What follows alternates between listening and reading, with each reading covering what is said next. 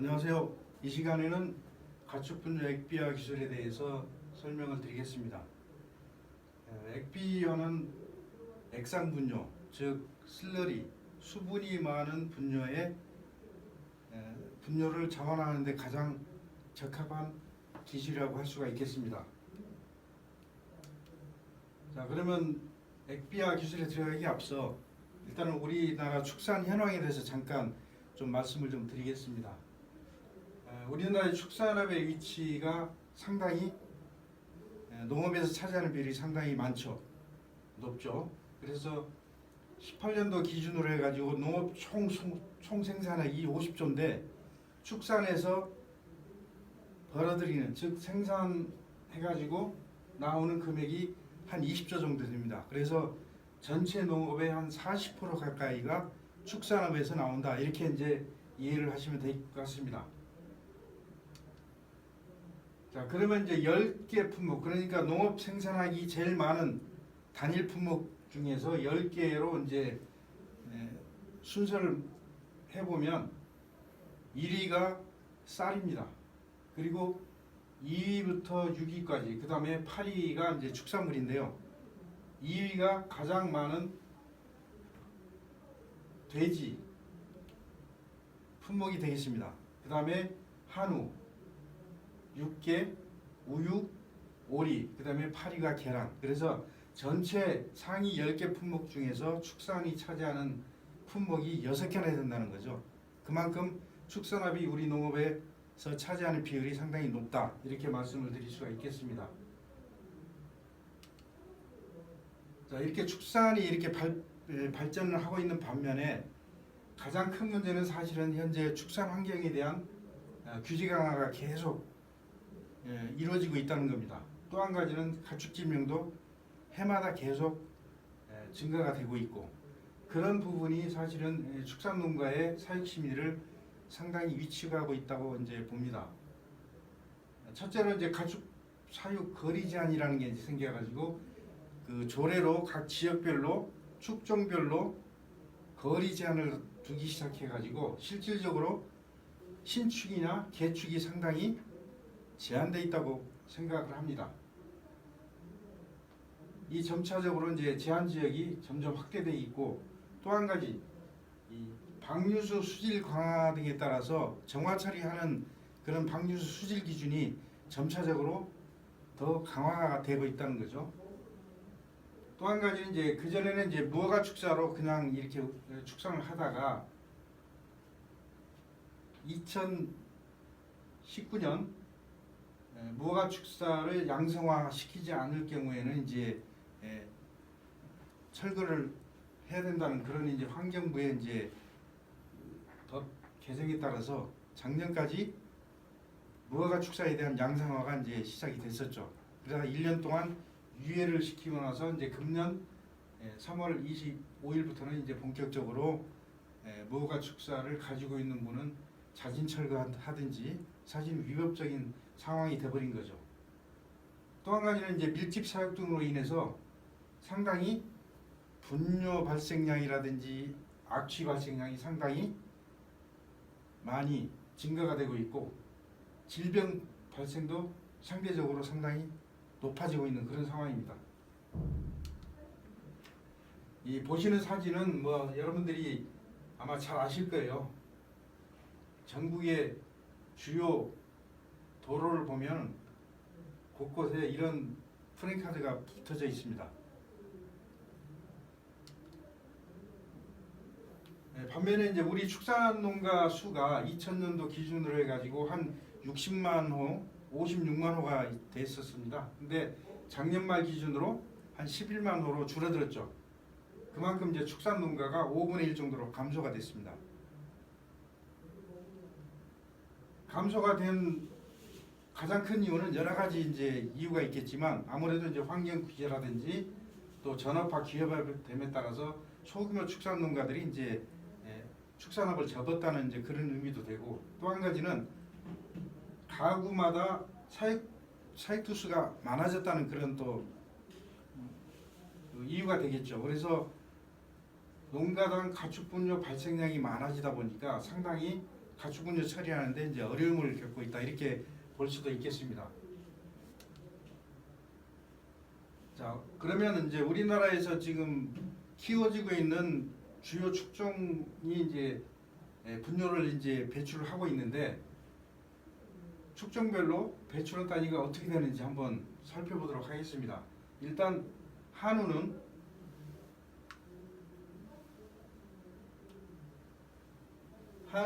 같은 경우에는 분뇨 합해서 13.7kg 또는 리터로 이제 표시를 하는데요. 이렇게 생산이 된다고 보고 있습니다. 그 다음에 젖소 같은 경우에는 37.7 이거는 이제 세정수가 포함된 거죠.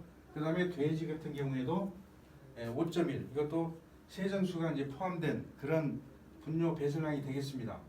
닭 같은 경우에는 이제 분만 배설되기 때문에 산란계는 한 마리당 125g 정도, 육계는 한 85g 정도 이제 배출되는 걸로 이제 고시가 되어 있습니다.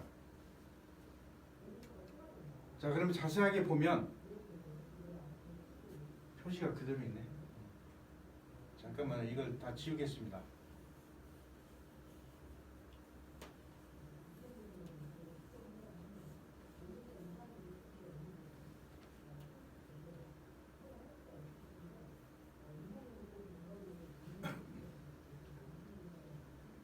그 돼지에 대해서 자세하게 분뇨 배설량하고 세정수량에 대해서 비교를 해보겠습니다. 분 같은 경우에는 하루에 0.87, 요가 1.74 해서 합계 분뇨 배설량이 2.61입니다. 그 다음에 세정수량은 2.49 해가지고 전체 가축 분뇨 배출원 단위를 5.1로 보고 있습니다. 여기서 이제 특징적인 것은 한우 젖소에 비해서 돼지의 분뇨 배설량 중에서 오줌이 더 많다는 거죠.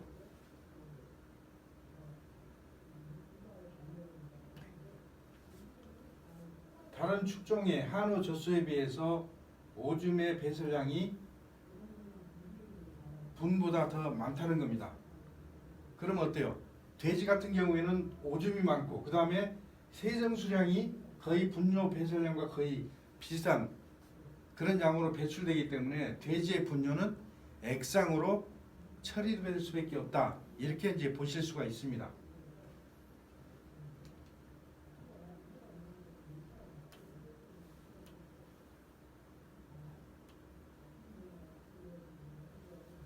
자, 그러면 전체적으로 우리나라에서 사육되고 있는 가축 사육두수가 연간 분뇨를 얼마나 배출하는지 한번 살펴보겠습니다. 전체 19년도 기준으로 해서 한 5,200만 톤이 분뇨가 이제 생산이 되는 걸로 발생이 되는 걸로 집계가 되고 있고 그 중에서 가장 많은 분뇨를 배출하는 게 돼지입니다.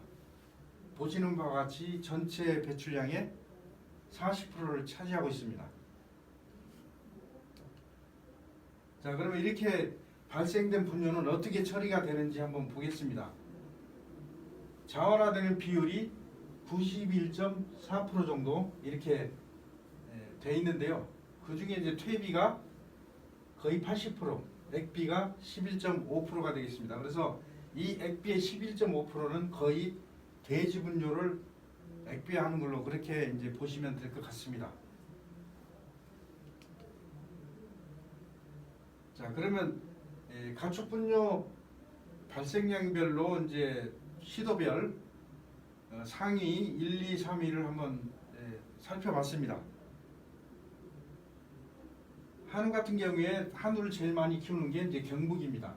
그 다음에 전남, 충남, 그 다음에 이제 음성군이 속해 있는 충북은 전체 한 8위 정도 이렇게 나타났고요. 그 다음에 젖소 같은 경우에는 제일 많은 데가 경기, 두 번째 충남, 세 번째 경북, 그 다음에 충북 같은 경우에는 한 7번째. 그 다음에 돼지입니다. 돼지는 제일 많이 키우는 데가 충남입니다. 두 번째 경기, 세 번째 경북, 충북은 7번째로 이제 나타났고요. 닭입니다. 닭은 경기도가 제일 많고 전북, 충남, 그 다음에 충북이 6번째. 그래서 전체적으로 볼 때 이 가축 분뇨로 인해서 상당히 고민이 많은 지역은 사실은 충남이라고 볼 수가 있겠습니다. 그다음에 두 번째는 이제 경기 지역이 되겠죠. 세 번째는 이제 경북이 되겠고요. 그래서 상대적으로 이제 충북은 분뇨 처리라든지 이런 면에서 조금 이제 다른 도에 비해서 조금 적다고 이렇게 볼 수가 있겠습니다. 자, 우리 이 나라에서 현재 이제 그 돈사에서 배출되는 이제 분뇨 특성을 좀 살펴보도록 하겠습니다. 우리나라의 돈사 형태는 대부분이 이제 슬러리 돈사입니다. 그리고 이제 스크래퍼 돈사가 일부가 있고 톱밥 돈사는 아주 뭐 그렇게 많지 않지만 일부 이제 농가들이 하고 있는 그런 형태가 되겠습니다. 그래서 여기서 배출되는 분뇨의 형태에 따라서 퇴비화를 해야 되는지 액비화를 해야 되는지 이렇게 이제 판단을 할 수가 있겠습니다. 그래서 슬러리 돈사 같은 경우에는 아까 말씀드린 대로 분과 요 그다음에 세척수가 혼합된 액상 분뇨 형태로 나오기 때문에 액비화가 가장 적합하다 이렇게 이제 볼 수가 있겠고요. 그다음에 스크래퍼 돈사 같은 경우에는 바닥에 있는 분뇨를 스크래퍼로 끌어모아 가지고 이제 분 상태로 돼 있으면 이제 퇴비화. 그다음에 이제 섞어지는 형태로 돼 있으면 이제 액비화 이런 식으로 이제 가장 퇴비화 방법을 자원화 방법을 선호할 수가 있고 그다음에 톱밥 돈사 같은 경우에는 거의 고상 형태이기 때문에 퇴비화가 가장 좋은 그런 자원화 방법이 되겠습니다. 그래서 이 세 가지 전부 다 최근에 이제 에너지 그러니까 메탄가스라든지 고형연료를 생산하는 그런 원료로도 사용할 수가 있겠습니다. 자, 그럼 축산 여건을 고려한 바람직한 가축분뇨 방안이 뭔가? 수용 가능한 범위 그러니까 공동자원화 시설이라든지 액비통센터라든지 기타 퇴비 공장이라든지 이런 데서 수용 가능한 범위 내에서는 최대한 퇴비화, 액비화 해가지고 자원화로 이용하자 하는 게 이제 가장 우선이고요. 그 다음에 두 번째 불가피하게 발생되는 분뇨 세정수는 정화 처리를 해가지고 방류수 수질 기준에 맞춰서 이제 방류하자 이제 이런 겁니다. 그래서 자연 환원과 정화 처리 방식을 효과적으로 병행해서 처리하는 게 가장 바람직한 가축분뇨 처리 방안이라고 할 수가 있겠습니다. 자, 가축분뇨를 이제 처리하는데 가장 애로사항이 여러 가지가 있습니다. 그래서 자원화하는 거는 이제 퇴비를 만들든지 액비를 만드는 거겠죠. 정화 처리는 말 그대로 이제 정화해서 방류하는 그런 이제 방법을 말하는데 자원화를 할 경우에 가장 어려운 거는 사실은 화학비료와 비교해서 경제성이 사실 부족하다는 거죠. 그 다음에 이제 경작농가와 축산농가 간의 연계 체계가 없으면 이용하기 곤란하다. 또 정화 처리 같은 경우에는 축산농가의 이제 기술 부족이라든지 관리 소홀로 인해서 방류수 수질 기준을 맞추기가 좀 어렵다. 그 다음에 이제 공공처리 시설로 이제 분뇨를 보내게 될 경우에는 공공처리 시설의 이제 가동률이 좀 저하된다든지 처리 효율이 저하가 되기 때문에 농가가 원하는 대로 이제 분뇨를 받을 수 없다는 그런 이제 어려움이 좀 있다는 거죠. 그래서 가축분뇨 처리의 문제점이라고 볼 수가 있는데 퇴비화 같은 경우에는 무방류로 인한 장점이 있습니다. 그러나 톱밥이라든지 이런 수분 조절제 부족이 상당히 많은 애로를 겪고 있고 그 다음에 가축분을 만들었을 때 비료 판매로 하는 게 상당히 한계를 보이고 있다 하는 게 이제 어려운 점이고요. 그 다음에 액비화 같은 경우에는 처리 방법이 간단합니다. 그 다음에 운영비도 퇴비화나 이런 거에 비해서 저렴한데 반드시 살포 농경지를 확보하지 못할 경우에는 액비를 제대로 이용할 수 없다는 그런 이제 어려움도 있습니다. 또 정화 처리는 앞에서 말씀드린 대로 양축농가의 기술 부족이라든지 방류 수질 기준에 따른 적합한 정화가 사실은 농가 단위에서는 많이 어려운 그런 이제 상황입니다.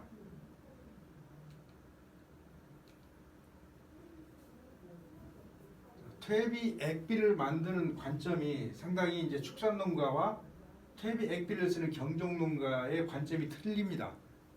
다시 말씀드리면 축산농가는 처리 비용을 최소화하려고 하는 그런 이제 생각을 갖고 있고 경종농가 같은 경우는 저렴하고 양질의 좋은 퇴비 액비를 공급해 다오 하는 그런 이제 관점이 있기 때문에 이 서로 생각이 다른 관점을 제대로 융화해서 이제 퇴비 액비로 효율적으로 처리하는 그런 방안이 가장 좋겠죠. 그래서 가축 분뇨의 자연 순환이라는 거는 이제 가축 분뇨로부터 분뇨가 발생이 되면 이거를 퇴비 액비로 만들어서 농경지에 이제 이용을 하게 되고, 이 농경지는 지력 증진이라든지 토양 개량이 되는 거죠. 퇴비 액비를 살포함으로써. 그러면 여기에서 생산되는 작물은 화학비료도 절감될 뿐만 아니라 땅심이 높아지기 때문에 작물의 병해충이 상당히 좀 줄어드는 그런 효과도 있기 때문에 농약이라든지 이런 걸 이제 살포하는 그런 걸 이제 저감시키는 그런 역할도 하죠. 그래서 여기서 생산된 부산물은 다시 가축으로 가고, 이래서 계속 이렇게 순환되는 게 가장 효율적인 가축 분뇨 처리 방안이라고 할 수가 있겠습니다. 자, 그러면 가축 분뇨 퇴비나 액비를 만일에 농경지에 이용했을 때 무슨 효과가 있느냐, 이런 걸 좀 살펴보면, 첫 번째는 작물에 대한 양분 공급은 효과가 있죠. 퇴비나 액비는 다량원소, 미량원소, 그러니까 다량원소라는 것은 이제 비료 성분이 되겠죠. NPK, 그다음에 미량원소 같은 경우는 이제 마그네슘, 칼슘 뭐 이런 여러 가지 이제 미네랄이라고 부르는 그런 원소가 되겠습니다. 그래서 그런 공급원 효과가 있고, 그다음에 이제 탄산가스의 공급원, 그다음에 작물의 생육을 직접적으로 촉진하는 그런 물질을 이제 공급하는 그런 효과가 있습니다. 두 번째는 토양의 물리 화학적 개선을 시킬 수 있는 그런 효과가 있다는 거죠. 그래서 토양 입단이라고 그러죠. 토양이 다져지는 그런 상태에 따라서 이제 상당히 그 공기가 들락날락 해가지고 이제 숨을 쉬어야 되는데, 그런 여러 가지 그 형태, 그러니까 공극을 좀 형성한다든지 물이 쉽게 들어갈 수 있는 그런 입단을 형성할 수 있는 그런 효과가 있고요. 그 다음에 이제 보수성, 통기성 등을 개선한다. 보수성이라는 것은 예를 들면 퇴비가 땅 속에 들어가면 그 퇴비 자체가 수분을 머금고 있다는 거죠. 그래서 감을 때 작물이 그 퇴비로부터 수분을 공급받는 그런 역할도 할 수 있다. 이제 그런 얘기가 되겠고요. 세 번째는 토양 중에 생물상의 활성 유지라든지 증진에 효과가 있다. 다시 말씀드리면 토양 속에는 지렁이라든지 여러 가지 이제 중소생물들이 많이 살고 있죠. 그 다음에 미생물도 많이 살고 있기 때문에 이 생물에 대한 그런 이제 영양 공급원, 그 다음에 이 영양 공급원을 이용해서 그 생물들이 토양을 아주 이제 물리화학적으로 물질을 순환시킬 수 있는 기능을 이제 증대시킨다, 이렇게 말씀을 드릴 수가 있겠습니다.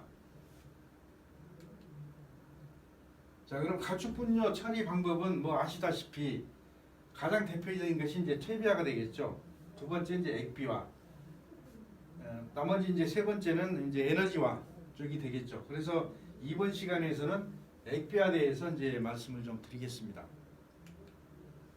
자, 가축 분뇨 액비는 도대체 어떻게 생산해야 되는 거냐, 이제 의문이 많이 있을 거고, 아무래도 그 의문 뒤에는 잘 만들었으면 좋겠다 하는 이제 그런 생각도 많이 가지실 겁니다. 그래서 가축 분뇨 액비화는 가축 사육 과정에서 배출되는 분뇨와 청소수 혼합물을 비료로 활용한 목적으로, 그러니까 농경지에 살포해 가지고 농경지에 자라는 작물이 그 비료원으로, 그러니까 질소 인상 카리 이런 거를 이제 활용할 목적으로 이제 이용하는 거죠. 그래서 이걸 수집 저장해 가지고 부숙시켜서 병원성 미생물이라든지 충난이라든지 잡초 종자 등을 사멸시키고, 그 다음에 남분해성 물질, 그러니까 분해가 어려운 물질들을 분해시켜서 농경지에 이용을 하더라도 안전한 액을 이제 말하는 겁니다. 쉽게 말씀드리면 액비를 그 농경지에 뿌렸을 때 작물에 해가 없이 안전하게 작물이 자랄 수 있도록 만드는 것이라는 얘기죠. 또 액비는 비료 성분 외에 칼슘, 마그네슘, 나트륨과 같은 미량 원소도 많이 포함되고 있기 때문에 비료로서 가치가 많다고 할 수가 있습니다. 특히 액비는 퇴비도 마찬가지지만 미생물이 상당히 많이 들어가 있기 때문에 상당히 좋은 작물의 비료원 역할을 할 수가 있다. 이렇게 말씀을 드릴 수가 있겠습니다.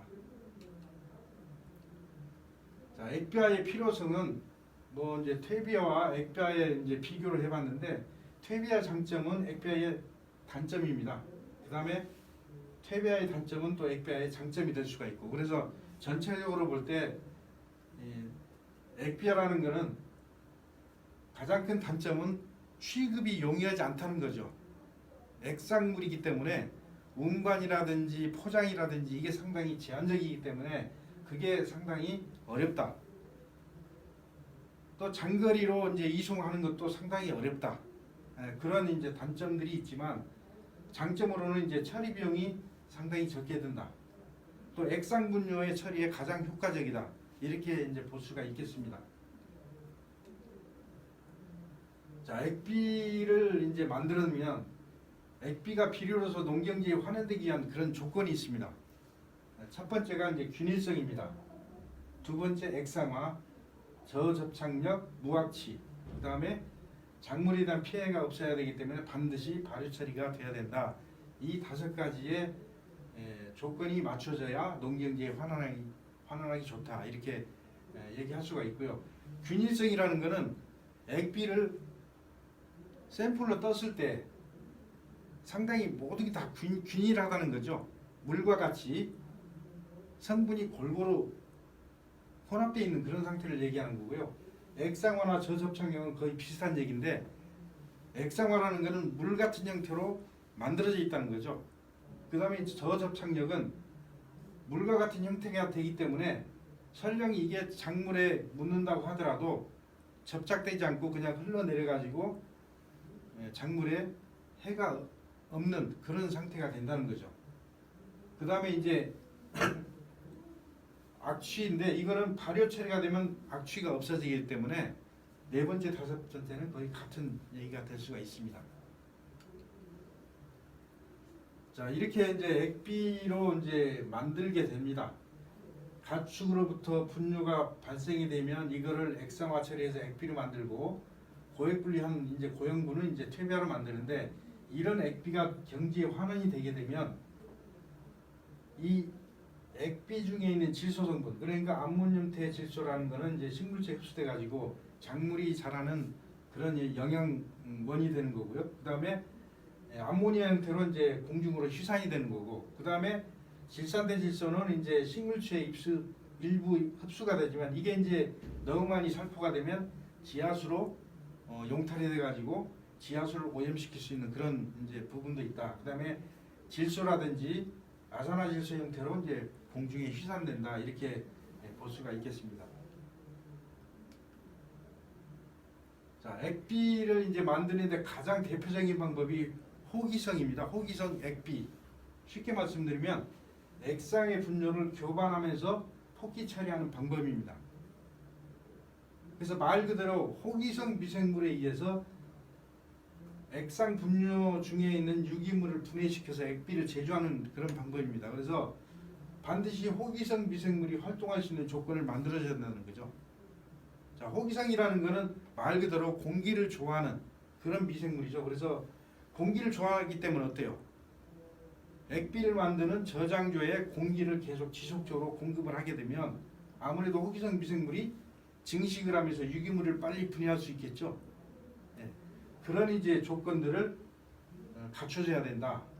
또 한 가지 이제 영양원이 있어야 되고 온도가 적당해야 되고 수분도 적당해야 된다. 물론 액비는 다 이런 걸 다 이제 갖춰지고 있지만 가장 우리가 이제 생각을 해야 될 게 이제 산소 부분입니다. 산소. 그 액상 분뇨는 그 액상 분뇨 중에 용존산소, 그러니까 녹아 있는 산소가 별로 없습니다. 그래서 호기성 미생물이 활동하기 위해서는 반드시 산소 공급이 필수적이다. 이렇게 얘기를 할 수 있고요. 그래서 이제 폭기가 이제 이루어지는 겁니다. 왜? 공기 중에 있는 산소를 액 중에 넣어가지고 미생물이 숨을 쉬게끔 만들어주는 거죠. 그 다음에 이제 악취가 없고 대장균, 기생충난, 병원성 미생물, 잡초 종자가 이제 사멸됩니다. 호기성 액비화를 하게 되면 그 다음에 이제 호기성 액비화는 연속 폭기 방식과 간헐 폭기 방식을 주로 이용한다 이렇게 얘기할 수 있습니다. 아까도 말씀드리지만 액비화는 반드시 호기성균을 이용한 액비 제조 방법이 가장 일반화된 방법입니다. 물론 현기성 액비 방법도 있지만 그거는 상당히 오랜 기일이 소요가 되고 그렇기 때문에 일반적으로 많이 하고 있는 방식이 이제 호기성 액비화 방식으로 이제 생각하시면 될 것 같고요. 그래서 퇴비화와 같은 호기성 부속 조건을 유지시킬 수가 있어야 됩니다. 그래서 이제 폭기 장치를 넣어서 이제 교반을 하면서 강제적으로 공기를 혼입시켜야 된다 이런 말씀을 드릴 수가 있고, 그 다음에 이제 호기성균에 의해서 유기물이 분해가 되고 또 악취도 없어지고 유동성 그러니까 균일성 그 다음에 액상화 이런 그 이제 유동성이라고 할 수가 있겠죠. 그래서 그런 좋은 액비가 이제 된다. 자, 효율적인 액비화 구성 요소입니다. 그래서 호기적 액비화를 만들기 위해서는 어떤 조건이 필요한가? 고액 분리기가 이제 첫 번째로 지금 나와 있는데요. 도움 분뇨 슬러리는 사실은 이 고액 분리하지 않으면 상당히 그 액상 분뇨 중에 고인분 형태의 분이 많이 이제 분포가 되어 있기 때문에 반드시 고액 분리기를 거쳐서 고액 분리를 한 다음에 고형분은 퇴비하고 액상물은 호기적 처리하는 방법이 가장 좋습니다. 그래서 여기 보시는 사진은 여러 가지 이제 고액 분리기 사진이 되겠는데요. 자, 일단은 슬러리가 나오게 되면 여기에 일단 저장했다가 고액 분리기를 거쳐서 이제 고액 분리액을 따로 만드는 거죠. 그래서 여기에 이제 옆에 폭기가 이루어지면서 이제 액비를 만드는 그런 이제 과정이 되겠습니다. 자, 고액 분리가 왜 필요한지 한번 보겠습니다. 지금 이제 축산과학원인데요. 2001년도에 이제 실험을 한 바에 의하면 이게 돈 분뇨입니다. 돈 분뇨 슬러리를 고액 분리 했을 때와 안 했을 때, 그 다음에 폭기 교반을 하면서 기간별로 성분 변화를 이제 비교를 해보면, 자, 고액 분리를 하기 전에 수분 함량 92%, 그 다음에 점도가 155, 유기물이 4.79, BOD, COD가 이제 거의 보시는 바와 같이 이렇게 돼 있습니다. 근데 만약에 고액 분리를 딱 하게 되면 수분 함량이 95.4%로 바뀌죠. 이거 왜 그렇죠? 고액 분리 전에 수분이 92% 있다는 것은 8%의 건더기가 있다는 거죠. 근데 고액 분리를 하게 되면 그 건더기가 많이 밖으로 건져낼 수 있다는 얘기죠. 고액 분리를 통해서. 그래서 이제 수분 함량이 많아지게 되는 거고요. pH는 뭐 거의 비슷한 이제 상황이지만 점도, 우리가 점도라는 거는 끈끈한 정도입니다. 쉽게 말씀드리면 자, 팥죽하고 물하고 이제 비교를 한번 해볼게요. 자, 물 속에 공기를 공급할 때 자유롭게 물방울이 막 이렇게 위로 올라올 거 아닙니까? 그렇죠? 근데 팥죽에다가 예를 들어 속에다가 공기 공급 장치를 부착해서 공기를 불어넣었을 때 어떤 게 더 공기가 쉽게 그 액 중에 분포가 되면서 빨리 이렇게 흡수가 될까요? 당연히 물이겠죠. 그래서 이 점도는 끈끈한 정도인데 초기에 이제 고액 분리하기 전에는 점도가 155입니다. 그런데 고액 분리를 하게 되면 얼마나 떨어져요? 27.8. 상당히 많이 점도가 감소가 되죠. 그러니까 점도가 감소가 된다는 얘기는 그 액 중에 산소를 쉽게 불어넣을 수 있죠. 그러니까 적은 힘으로도 액 중에 공기를 쉽게 빠르게 공급할 수 있다는 거죠. 그래서 이제 고액 분리가 반드시 필요한 거고, 그 다음에 유기물도 상당히 절반 이하로 이제 감소가 되면서 BOD, COD, 그 다음에 SS도 상당량 감소되는 그런 이제 효과를 볼 수가 있습니다. 그래서 반드시 액비아, 호기적으로 액비아를 할 경우는 반드시 이제 고액 분리가 필요하다 하는 게 이제 여기서 나타나는 그런 이제 수치를 비교해 보면 알 수가 있고요. 그 다음에 이제 이 초기에 고액 분리된 액을 갖다가 계속 폭기라든지 교반을 통해서 이렇게 처리를 하게 되면 수분은 점차 늘어나게 됩니다. 왜 늘어날까요? 유기물이 분해가 되면서 계속 유기물이 점점 감소가 된다는 얘기가 되겠죠. 그 다음에 점도 같은 경우도 좀 감소되는 그런 영향이 있고 유기물도 점차적으로 이 수분 함량이 증가하면서 유기물은 점차적으로 이제 감소하는 그런 경향을 보이고 있습니다. 그 다음에 BOD, COD, SS도 점차적으로 유기물이 감소되면서 점차적으로 감소하는 그런 이제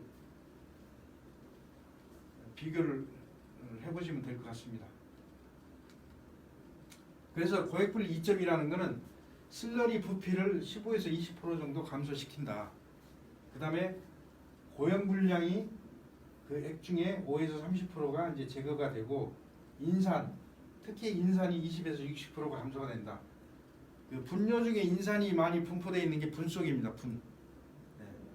그 다음에 액은 질소가 많이 분포가 되어 있죠. 그래서 건더기를 많이 건져낼수록 인산의 함량이 감소가 된다는 얘기죠. 그 다음에 이제 액상분 중에 고형분 함량이 많이 줄기 때문에 액상화가 용이하다 이 말이죠. 그래서 쉽게 공기를 공급을 하더라도 상당히 효과를 볼 수가 있다. 이제 그런 얘기가 되겠습니다. 그 다음에 이제 고액 분리를 했을 때하고 안 했을 때를 비교해 보면 폭기량을 훨씬 줄여도 된다는 거죠.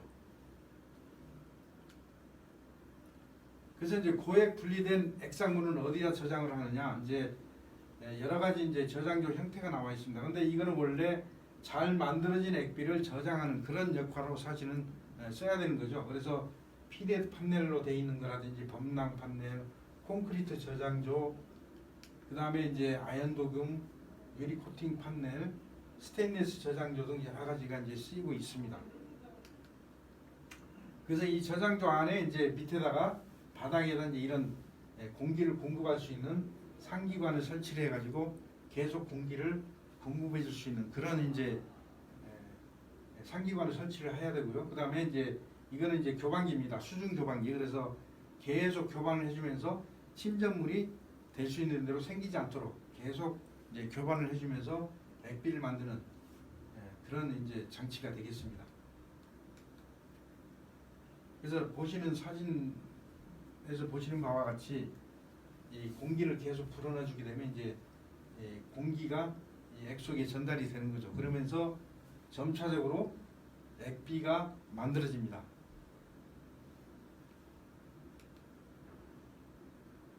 자, 그 다음에 이제 이 계속 공기를 불어넣어주면서 액비를 하는 효과를 이제 살펴보면 초기의 종자 발화율은 거의 이 가운데는 이제 물로 종자 발화율을 조사한 거고요. 이 바깥쪽은 액상 분뇨입니다. 액비가 만들어지기 전에 초기에 그 종자 발화율을 조사를 해보면 전혀 나지 않습니다. 그러다가 이제 기간이 한 달, 두 달, 뭐 이렇게 세 달, 네 달, 다섯 달 이렇게 증가할수록 기간이 길어질수록 이 종자 발화율이 점점 높아지는 그런 걸 이제 볼 수가 있습니다.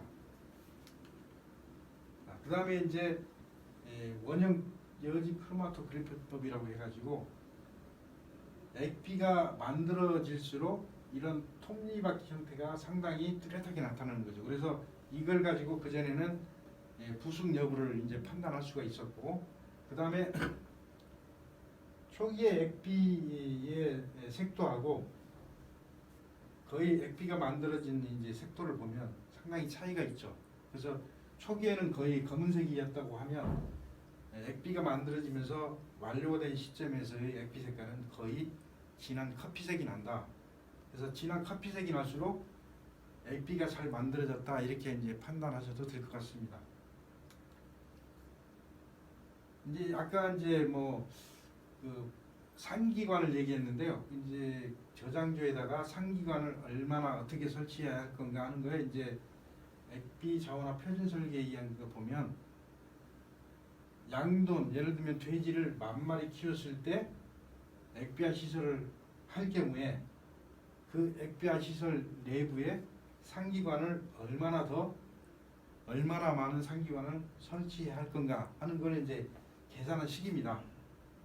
그래서 결론적으로 보면 양돈 만두 규모를 하고 있을 때 액비화 기간을 30일로 보면 액비 저장조는 집수조는 1683톤의 집수조가 필요하다. 그래서 여기에다가 공기를 불어 넣어 줬을 때 분당 25리터의 상기관이 설치가 된다면 총 202개의 상기관이 설치가 돼야 된다 하는 게 이제 계산법이 되겠습니다. 그다음에 이제 아까 보셨습니다만 이제 액비 저장기의 종류입니다. 보통 지상식으로 짓느냐, 반지하식으로 짓느냐, 지하식으로 짓느냐 하는 에 따라서 이제 구분이 되고 아까 보시는 바와 같이 재질에 따라서 아연 도금이냐, 범랑이냐, 유리 코팅이냐, 스테인리스냐, 그다음에 합성수지냐, 콘크리트 등으로 이제 구분이 될 수가 있습니다. 그다음에 이제 저장조의 설치 목적이나 장소에 따라서 저장조의 펌프, 그다음에 교반기, 폭기 장치 등 여러 종류의 부대 시설을 설치할 수가 있다. 그다음에 이제 액비가 이제 만들어졌으면 이 액비를 저장하는 저장조라든지 그다음에 이제 살포하기 전에 여러 가지 이제 우리가 해야 될 그런 내용들이 있습니다. 그래서 액비 저장조는 반드시 항상 액비가 새고 있는지 아닌지, 만일에 새고 있다면 조치가 빨리 될 수 있도록 그렇게 해야 되는 거고요. 그 다음에 이제 액비가 액비 저장조 밖에 나와 있다 보니까 계절에 따라서 이제 동결, 해빙 뭐 이걸 계속 반복적으로 하고 있습니다. 그러다 보면 저장조가 뒤틀린다든지 그 다음에 이제 균열이 간다든지 이런 게 있기 때문에 반드시 점검을 해야 된다. 그 다음에 이제 그 호우에 대비해서 지붕을 설치한다든지 그 다음에 지붕이 설치가 되지 않았으면 반드시 여유 공간을 줘야 됩니다. 이게 무슨 얘기냐면 너무 위에까지 찰랑찰랑하게 액비를 담아놓게 되면 나중에 폭우로 인해서 이게 넘쳐버려 가지고 이 주변을 이제 오염시킬 수가 있기 때문에 반드시 여유 공간을 이제 여유 공간을 줘야 된다 이 말이고요. 그 다음에 이제 농경지에 살포하기 전에 반드시 교반을 실시를 해가지고 침전물이 골고루 섞여가지고 이제 살포가 될 수 있도록 이렇게 해야 되는 거고요. 그 다음에 액비 저장조에 이제 청소라든지 이런 게 이제 상황이 발생됐을 때는 반드시 안전사고에 유의를 해야 된다. 그 다음에 이제 액비 반출에는 침전물을 될 수 있는 대로 제거해서 새로운 액비를 투입하는 게 좋다. 이제 이런 말씀을 드릴 수가 있고요. 그 다음에 액비 살포 전에 이제 준비 작업입니다. 액비는 반드시 부숙 상태를 확인해야 됩니다. 부숙이 됐다는 것은 아까도 얘기했지만 냄새가 안 나고 그 다음에 색깔 아까 말씀드렸죠. 진한 커피색이라든지 이런 상태의 색깔이 나오는 건지 이걸 확인해야 되고 또 부숙도 검사가 반드시 필요합니다. 그래서 시군농업기술센터에서 부숙도 검사를 하기 때문에 만약에 농가가 직접 액비를 살포하고자 할 경우에는 이제 의뢰를 해서 분석을 받아야 되는 거고요. 그 다음에 이 분석을 받은과 동시에 비료 성분의 함량 검사도 이제 같이 이루어집니다. 그래서 그 논에 그 밭에 액비가 어느 정도 뿌려질 거에 대한 이제 성분량을 조사를 한 다음에 그걸 이제 기준으로 해가지고 살포량을 이제 지정을 해주겠죠. 그 다음에 액비를 맡기기 전에는 이제 성분 분석을 이제 해야 되는데요. 성분 분석을 해야 되는데 액비를 맡기기 전에 맡기는 시간이 좀 오래 걸릴 것 같다고 하면 반드시 이제 사전에 잘 액비를 채취한 다음에 병이라든지 플라스틱 병에 담아서 보통 이제 냉장 보관이 이제 원칙이긴 하지만 상온에 이제 둘 수도 있습니다. 그래서 분석하기 전까지는 그렇게 보관을 해야 된다 이렇게 말씀을 드릴 수가 있고요. 그다음에 액비 살포량은 결정은 이제 농업기술센터의 이제 12 처방서에 따라서 이제 결정이 되는 거죠. 그래서 이제 거기에 따르면 될 것 같습니다. 그다음에 이제 우리가 이제 가축 분뇨를 우리가 이제 하다 보니까 거기에다 이제 그 법률이 있습니다. 그래서 우리가 특히 알아야 될 것만 몇 가지 말씀을 드리겠습니다. 가축이 배설하는 분뇨, 그다음에 사육 과정에서 발생되는 물, 이게 분뇨에 섞인 게 이제 가축 분뇨라고 정의를 하고 있고요. 그다음에 배출 시설이라는 것은 가축 분뇨가 발생하는 시설 또는 장소를 얘기를 합니다. 축사가 되겠죠. 그다음에 이제 자원화 시설은 가축 분뇨를 퇴비 또는 액비 또 에너지 등으로 만드는 시설을 이제 얘기를 합니다. 여기서 액비라는 건 말 그대로 이제 액체 상태로 발효시켜 만든 비료 성분이 있는 물질, 이렇게 이제 정의를 하고 있고요. 처리 시설은 가축 분뇨를 자원화, 그러니까 퇴비, 액비 또는 에너지로 만드는 걸 자원화 시설이라고 하고, 정화하는 시설, 이거는 이제 처리 시설로 이제 하고 있습니다. 그 다음에 이제 퇴비, 액비화 기준에 적합하지 아니한 상태의 퇴비, 액비를 생산하여 사용하거나 다른 사람에게 주는 행위, 이거는 하면 안 된다는 거죠. 그래서 반드시 이 부수이 돼야 되는 거고, 액비화 기준에 적합한 그런 액비를 이용을 해야 된다는 그런 얘기가 되겠습니다. 그 다음에 자가 확보한 액비 살포지 외의 장소에 액비를 뿌릴 수가 없습니다. 그래서 초지라든지 논밭 과수원에 액비를 뿌릴 때 내가 사용하고 있는 돼지의 마리수에 따라서 이제 확보를 해야 되는 그런 이제 농경지 확보 면적이 되겠습니다. 보통 이제 젖소와 돼지는 이제 액비를 생산한다고 보고 있는데 현실적으로 젖소는 거의 없습니다. 대부분 이제 돼지 분뇨를 액비로 만드는 그게 대부분이기 때문에 거의 이제 돼지 사육 규모에 따라서 이제 이런 초지라든지 농경지를 확보해야 되는데 현실적으로 양돈 농가에서 이걸 하기 어렵습니다. 그래서 어떻게 하느냐? 거의 위탁을 하죠. 그래서 재활용 업체라든지 공동 자원화 시설이라든지 이런 곳에 다 위탁을 주는 그런 형태로 이제 가고 있습니다. 그다음에 이거 상당히 복잡한데요. 이제 액비는 반드시 액비화 시설에서 충분히 부숙시켜라. 그다음에 아까 이제 앞에서 나왔듯이 초지, 그다음에 가수원, 논밭 외에 시어머님이라든지 골프장에도 액비를 뿌릴 수가 있다. 이제 그런 얘기가 되고요. 그다음에 토양이 얼거나 비가 오는 경우에는 액비를 뿌릴 수가 없다. 그다음에 경사지에도 액비를 뿌릴 수가 없다. 이제 이런 얘기고요. 그다음에 주거 시설과 100m 이내로 접근 근접된 지역에서는 액비를 살포를 금지한다.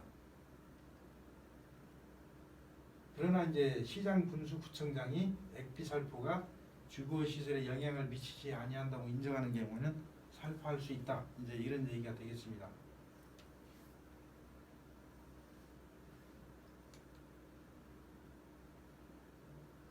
그 다음에 이제 여기서 중요한 거는 이제 자원화 시설을 설치한 경우, 그러니까 아까 자원화 시설을 뭐라고 그랬죠? 퇴비화 시설, 액비화 시설, 에너지화 시설, 그런 걸 얘기한다고 그랬잖아요. 그래서 자원화 시설을 설치한 경우에는 가축 분뇨 및 퇴비, 액비 관리 대장에 매일 기록하고 기록한 날부터 3년간 보존해야 된다 하는 게 이 법에 나와 있습니다. 그래서 이거 아마 보셨을 겁니다. 그래서 가축 분뇨 및 퇴비, 액비 관리 대장이라는 게 있습니다. 그래서 내가 만일에 액비를 만들어서 뿌리고 있다 그러면 액비 살포자, 살포지, 소재지 얼마나 살포했는지를 반드시 적어서 보관을 해야 된다는 얘기가 되죠. 그 다음에 이제 액비를 이용하려고 하면 액비 기준에 맞아야 된다는 거죠. 그래서 여기 보면 여기는 이제 퇴비화 기준인데요. 이건 참고를 해보시고요. 액비화 기준 같은 경우에는 부숙이 돼야 된다. 그 다음에 함수율이 95% 이상 돼야 된다. 돼지 같은 경우에. 그 다음에 염분은 2.0% 이하여야 된다. 그 다음에 구리가 70ppm 정도. 그 다음에 아연이 170ppm 이하로 돼야 된다. 이 기준을 맞춰야 된다는 거죠. 그래서 이미 2017년 3월 25일에 허가 대상 배출시설 설치자. 허가 대상 배출시설 설치자가 뭐예요? 허가 대상 면적을 가지고 있는, 축사 면적을 가지고 있는 그런 모든 분들은 여기에 해당이 되는 거고, 그 다음에 이제 신고 규모라든지 이런 경우에는 이제 2019년 3월 25일부터 이익을 시행한다는 얘기죠. 그럼 이미 이제 시행이 됐다는 얘기죠. 지금 2021년이기 때문에 여기에 맞춰야 된다는 거죠. 그래서 이제 아까 이 앞에서 고시하는 기준에 적합해야 된다. 그러면 퇴비 액비화 기준의 부숙도 기준에 이제 관한 고시가 있습니다. 그래서 여기 보면 부숙도란 퇴비 액비화 원료가 퇴비 액비화 과정을 거쳐서 식물과 토양에 대해 안정적인 반응을 나타내는 것을 부숙도라고 하고 있습니다. 그러니까 완전히 부숙 발효를 해야 된다는 얘기가 되겠죠. 그래서 이제 퇴비고, 이건 퇴비 기준입니다. 그 다음에 액비의 이제 부숙도 판정 기준입니다. 그래서 액비는 기계적 부숙도 판정 방법으로 할 수가 있습니다. 아모니아 가스라든지 황화수소 가스의 농도라든지 색깔, 아까 말씀드린 커피색이 나느냐 검은색이 나느냐에 따라서 이제 그 분광 광도계를 이용해서 색도 측정을 합니다. 그래서 복수적으로 해서 이거를 미부숙, 부숙 중기, 부숙 완료 단계로 이제 구분을 하죠. 만일에 그 기계적 방법이 의심이 된다, 이런 경우에는 종자발화법으로 이제 그 액비의 부숙 여부를 판단하죠. 그래서 이제 측정법에 따라서 미부숙, 부숙 중기, 부숙 완료. 그래서 부숙 완료가 돼야만 액비로 사용할 수가 있다, 이렇게 얘기할 수 있습니다. 그 아까 말씀드린 대로 2017년 그 다음에 2019년 이미 적용이 되고 있다. 이거를 이제 여러분들이 좀 아셔야 될 것 같습니다. 그래서 부숙도 측정 방법은 보통 이제 부숙도라고 하는 것은 이제 기계적인 방법. 그래서 아까 말씀드린 대로 액비는 악취농도, 암모니아와 황화수, 그다음에 색도를 이용해서 액비의 부숙 여부를 판정한다. 이렇게 이해하시면 될 것 같습니다. 자, 이거는 이제 제가 사진으로 올려본 겁니다. 그냥 그래서 위에 한우 이제 축사인데요. 위에 부분이 깨끗하게 유지가 되고 있는 반면에 밑에 부분은 사실은 청소가 좀 제대로 안 돼 있는 거죠. 분뇨 처리도 안 돼 있는 상황이고, 그 다음에 이제 젖소도 마찬가지로 이 깔집이 상당히 이제 잘 유지가 되고 있는 반면에 밑에 부분은 상당히 좀 관리가 안 되고 있다. 돼지 같은 경우에도 상당히 깨끗하게 관리가 되고 있는 반면에 이렇게 이제 좀 관리가 좀 소홀한 그런 면이 있다. 그래서 우리가 이제 축산을 하면서 깨끗한 축산 환경을 조성하기 위한 우리들의 노력을 좀 해야 되지 않느냐. 최근에 이제 악취라든지 그런 여러 가지 이제 규제가 이제 들어오는 상황에서 이런 상황이 되면 악취가 저감이 될 수가 없겠죠. 아무래도 내부에 있는 돼지 관리부터 깨끗이 함으로써 이제 본사로부터 발생되는 악취가 저감이 되는 것이지, 이걸 그대로 두면서 뭐 장치를 설치한다든지 시설을 설치하고 해봐야 사실은 그렇게 크게 저감 효과를 볼 수가 없습니다. 그래서 우리가 이제 해야 되는 거는 내부에 있는 가축 관리를 제대로 좀 하자. 이제 그런 것도 필요할 것 같습니다. 이거는 이제 닭하고 이제 오리가 되겠습니다. 대부분이 닭이나 오리는 상당히 깨끗하게 잘 이제 관리가 되고 있는 그런 상황입니다. 물론 이제 그렇게 되지 않는 농가도 있기는 있겠지만, 이걸 참고해서 좀 해보시고요. 그 다음에 이제 제가 제일 좋아하는 이제 우리 노벨 경제학상을 받은 학자의 그런 얘기입니다. 개발도상국이 공업화를 통해서 중진국으로 성장 가능하나 농업과 농촌 발전 없이는 선진국이 될 수 없다. 이렇게 단언을 한 그런 학자가 있습니다. 이 말이 맞아요. 유럽이나 미국, 캐나다, 뭐 호주 전부 다 선진국이라고 하는 그런 나라들은 전부 다 농업이 발전돼 있습니다. 우리나라도 마찬가지. 우리나라도 이미 이제 선진국에 올라선 그런 상황이고, 그렇다 보면 이제 농업도 상당히 많이 발전됐다, 이렇게 볼 수도 있는 거고요. 앞으로 발전할 그런 필요도 있는 거고, 저는 그래서 이 말이 상당히 좋게 이제 받아들여지는데요.